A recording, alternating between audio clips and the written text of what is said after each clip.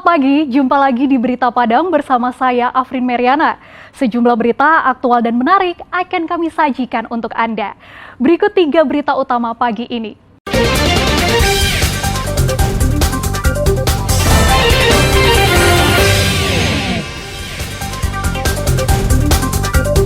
Bayi laki-laki ditemukan di samping musola, di dalam kantong plastik warna hitam tanpa sehelai kain pun. Dalam kurun waktu 2 pekan, polisi di pesisir selatan tangkap 7 tersangka pengedar narkoba. Sejumlah kebutuhan bahan pokok di Mentawai masih didatangkan dari Padang.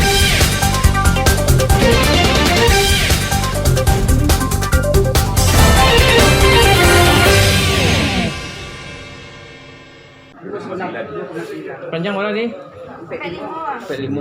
Warga Kecamatan Lima Kaum Tanah Datar gempar. Bayi laki-laki yang diperkirakan baru lahir ditemukan di samping musala dalam kantong plastik berwarna hitam tanpa sehelai kain pun. Suara tangis yang berasal dari kantong plastik warna hitam sontak saja mengagetkan Kendra, seorang jemaah yang hendak menunaikan salat maghrib di musala Baitul Arifin. Kendra yang semula mengira suara tangisan tersebut adalah suara kucing, langsung membawa kantong plastik hitam yang dilihatnya ke musala. Dugaan Kendra salah. Yang ditemukannya adalah sesosok bayi tanpa sehelai kain pun yang melindungi tubuh mungilnya. Kebetulan beliau mau sholat dan lewat di jalan ini dan mendengar ada suara. Dan dilihat perkiraannya mungkin suara apa atau kucing dan gimana, kemudian dibawa ke dalam musola. Sampai di musola dibuka, ternyata bayi laki-laki dalam keadaan tanpa pakaian.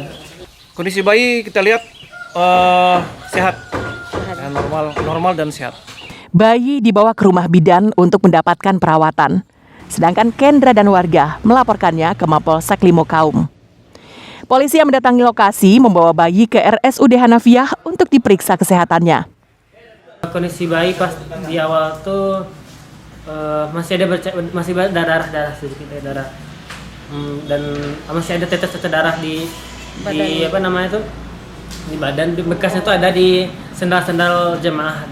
Karena ada bergerak aja nggak nangis. Nangis ada nangis, suaranya belum terlalu keras gitu, suaranya masih kecil. Polisi masih mencari informasi dengan meminta keterangan sejumlah pihak untuk mencari keberadaan orang yang tega membuang bayi ini. Sri Louis melaporkan dari Tanah Datar.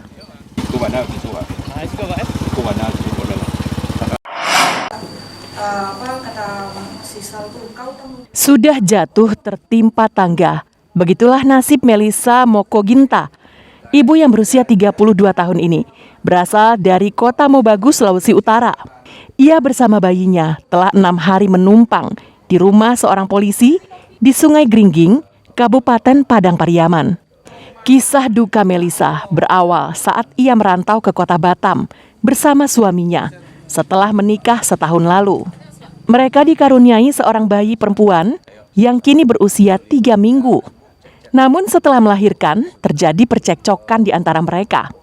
Dalam kesendirian itulah, Melisa menjalin hubungan lewat media sosial dengan seorang warga Sungai Gringging yang berjanji akan menjadikannya istri.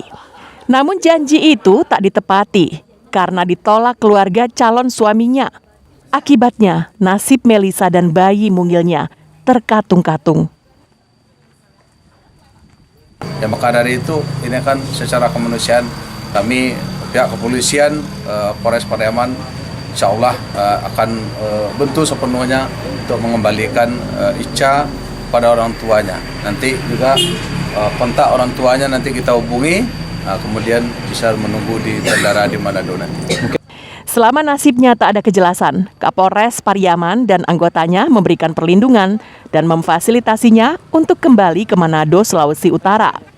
Rencananya ibu dan bayi ini akan diberangkatkan lewat jalur udara setelah berkomunikasi dengan orang tuanya. Eki Rafki melaporkan dari Padang Pariaman.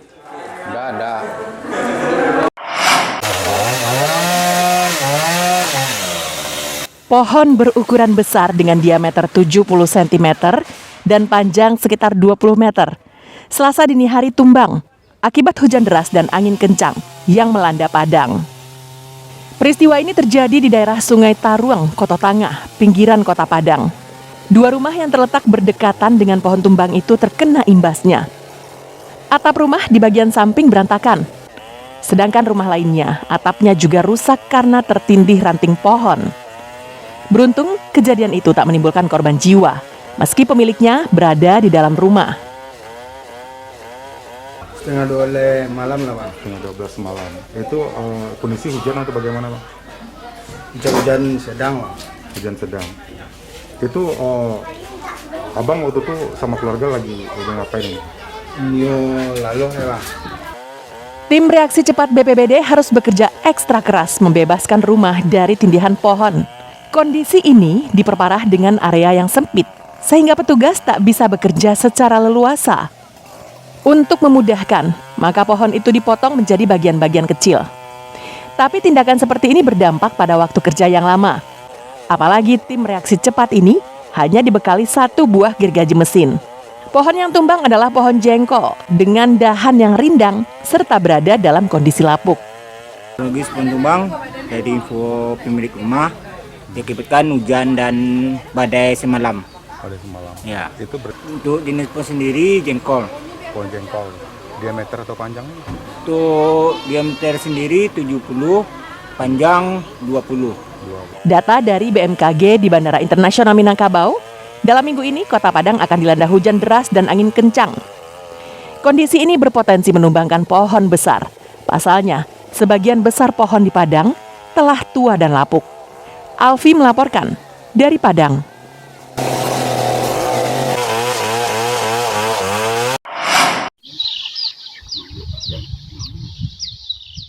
Ini adalah Sungai Batang Mandiangin, tempat mencari nafkah warga Mandiangin, Nagari Katiagan, Pasaman Barat. Di dasar sungai ini, warga mencari lokan, ikan, ataupun kepiting untuk memenuhi kebutuhan hidup sehari-hari. Tapi tempat ini juga merupakan habitat buaya. Sejak tahun lalu hingga pertengahan bulan ini, telah 3 pencari lokan yang tewas dimangsa buaya. Meski berbahaya, warga di daerah ini tak punya pilihan lain karena mencari lokan dan kepiting adalah mata pencaharian utamanya. Akibat peristiwa beberapa hari lalu, warga berhenti sementara waktu mencari lokan. Mereka berharap pemerintah bisa memindahkan buaya tersebut.